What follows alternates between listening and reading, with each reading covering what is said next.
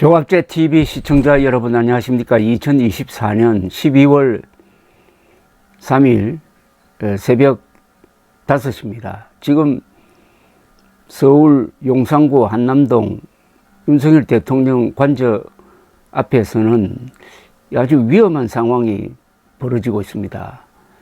12대도 문제지만은 윤석열 대통령을 경호하는 경호부대와 윤석열 대통령에 대한 체포영장을 집행하겠다는 검사와 경찰 양쪽이 다 무장을 하고 있습니다.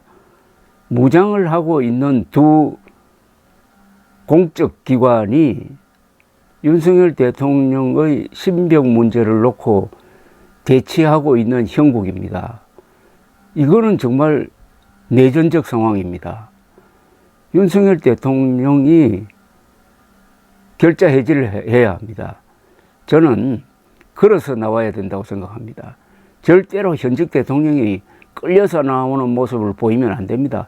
현직 대통령이 끌려서 나오는 나라는 그게 문명국가가 아닙니다. 법치국가도 아니에요. 좀 바나나 공화국, 바나나 리퍼블릭이면 몰라도 세계 7대 강국인 대한민국에서 이런 추태가 벌어지면 되겠습니까? 윤석열 대통령의 결단을 거듭 촉구합니다. 몇 시간 남았는지 모르겠지만 윤석열 대통령은 즉각 하야해야 합니다. 전직 대통령 신분으로 공수처에 가서 조사를 받아야 합니다. 그게 국가에 대한 그리고 자신에 대한 최소한의 명예심일 것이고 의무일 것입니다. 오늘 동아일보 인터넷판을 켰더니 기사 제목이 이렇습니다. 수갑 준비한 공수처, 검사 등 50명 동원, 윤척, 기동대 투입 위법. 그러면서 문장이 이렇게 시작됩니다. 12.3 비상계엄 선포로 내란 우두머리 혐의를 받는 윤석열 대통령에 대한 체포영장 집행이 임박하면서 2일 서울 용산구 한남동 대통령 관저 앞은 하루 종일 전운이 감돌았다. 전운이란 말을 썼어요. 전쟁의 그림자 아닙니까? 전쟁의 구름. 윤 대통령을 지키겠다며 몰려든 지지자와 체포를 촉구하는 시위대. 경찰이 뒤섞여 일촉즉발의 상황이 이어졌다. 도로를 점거한 지지자들을 경찰이 해산시키면서 물리적 충돌도 발생했다. 전날 윤 대통령이 끝까지 싸울 것이란 메시지를 내면서 지지층은 더 결집하는 모양새다. 공조수사본부를 구성한 고위공직자범죄수사처와 경찰청 국가수사본부는 오늘 최소 50명의 검사와 수사관, 경찰관을 투입하는 등 영장 집행에 총력전을 펼친다는 계획이다. 경찰은 10여 개 기동대를 투입해 대통령 경호처 시위대와의 충돌에도 대비하기로 했다. 공수처는 1차 집행이 불발할 경우 2, 3차 집행까지 고려하고 있는 것으로 전해졌다. 이렇게 기사를 써놓고 도표를 하나 만들었는데 이 도표 제목이 참 기가 막힙니다. 공수처 경찰 대 경호처 이렇게 써놨어요. 공수처 경찰이 한 편이고 경호처가 다른 편인데 이 둘 다 무장한 단체입니다.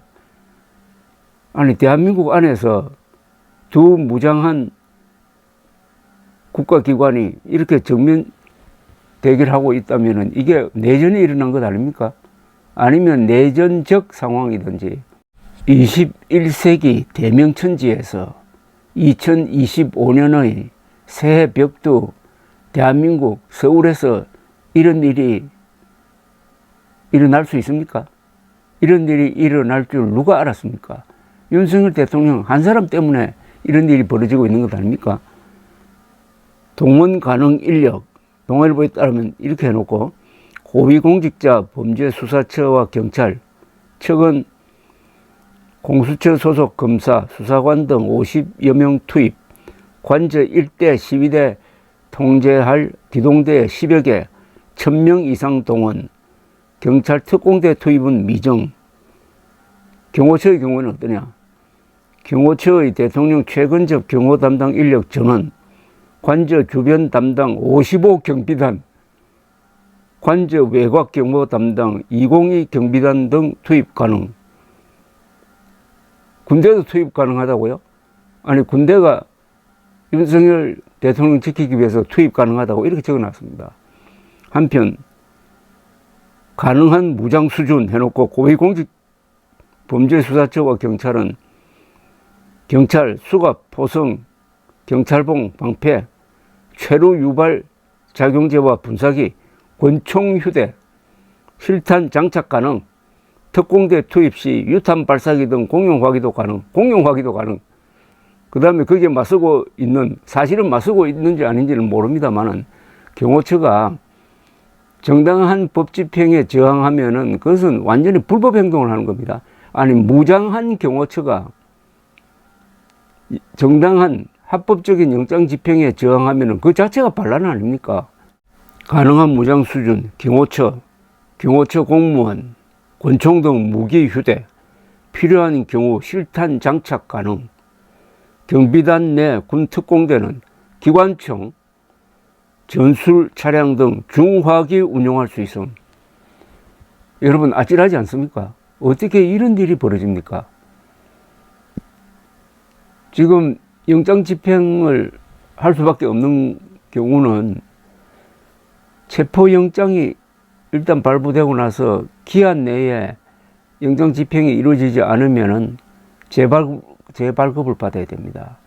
그리고 체포영장은 구속영장과 다릅니다. 윤석열 대통령을 48시간 동안 조사해보고 구속할 필요가 없다면은 영장 청구를 안 하면 됩니다. 그러니까 이게 구속영장이 아니에요. 다만 그동안 여러 차례 불렀으나 오지 않으니까 조사를 하겠다는 겁니다. 조사하기 위해서 모셔가겠다는 거예요. 여기에 저항을 하고 있습니다. 물론 윤석열 대통령은 체포영장이 집행되면은 바로 구속영장 청구로 이어질 것이고 구속영장 발부가 될 가능성이 매우 높다. 그렇다면은 구속 상태에서 재판을 받게 될 것이고 구속이 계속 연장된다면은 최소 몇 년 동안은 감옥 생활을 해야 된다. 이런 아마 예상을 하고 있을 것입니다. 그러니까 힘이 있는 순간 끝까지 가가지고 또 자신의 극렬 지지 세력을 믿고 지금 버티겠다는 것 아닙니까? 근데 이게 현직 대통령이 할 행동이냐 이겁니다. 현직 대통령. 세계 역사상 친위 쿠데타를 시도했다가 왕이나 대통령이 붙잡혀가지고 뭐 처형되든지 아니면 밀려나는 그런 경우는 극히 희귀합니다. 친위 쿠데타는 보통 성공합니다. 근데 윤석열 대통령이 병정놀이 하듯이 제대로 작전도 세우지 못하고 그리고 명령을 받은 군 지휘관들이 사실상 집단 항명함으로써 이게 수포가 됐던 겁니다. 수포로 돌아갔던 겁니다.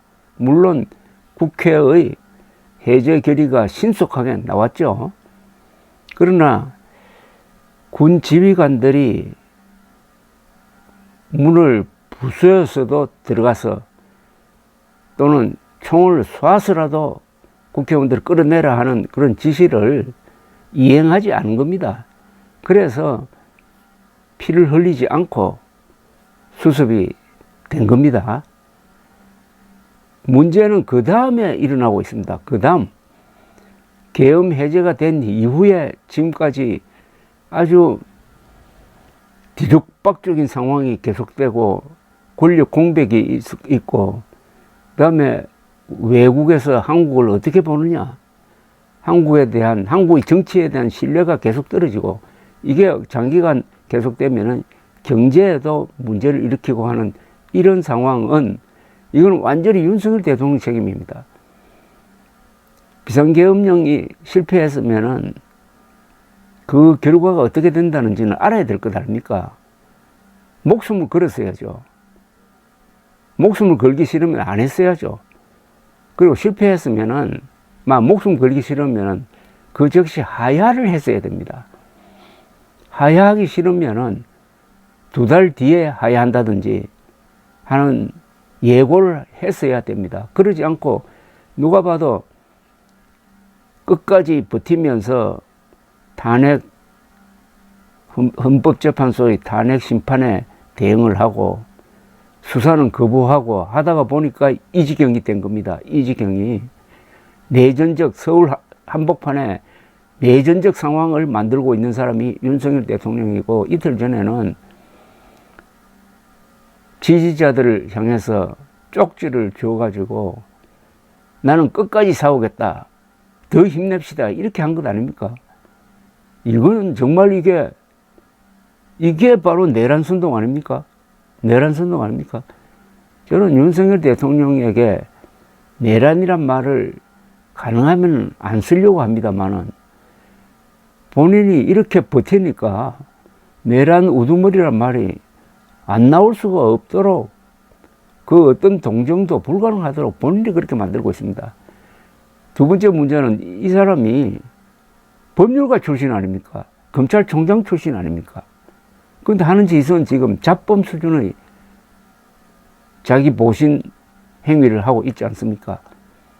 세 번째는 거기 모여있는 지지자들이 대부분이 부정선거 음모론자들입니다.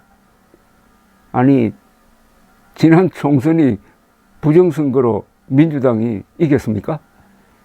대통령이 그런 가당찮은 음모론에 넘어가서 비상계엄령을 펴서 선관위를 습격해가지고 서버를 탈취해서 나와가지고 그걸 가지고 조작을 해가지고 부정선거였다, 그러니까 이 국회는 혼을 내야 한다 하는 망상적 시나리오를 가지고 접근했다가 이렇게 됐는데, 아직도 이틀 전에 그 쪽지를 보면은 아직도 자신을 파멸로 이끌고 있는 이 유튜브, 극단적 유튜브, 선동 유튜브, 음모론 유튜브를 열심히 보고 있다는 것 아닙니까?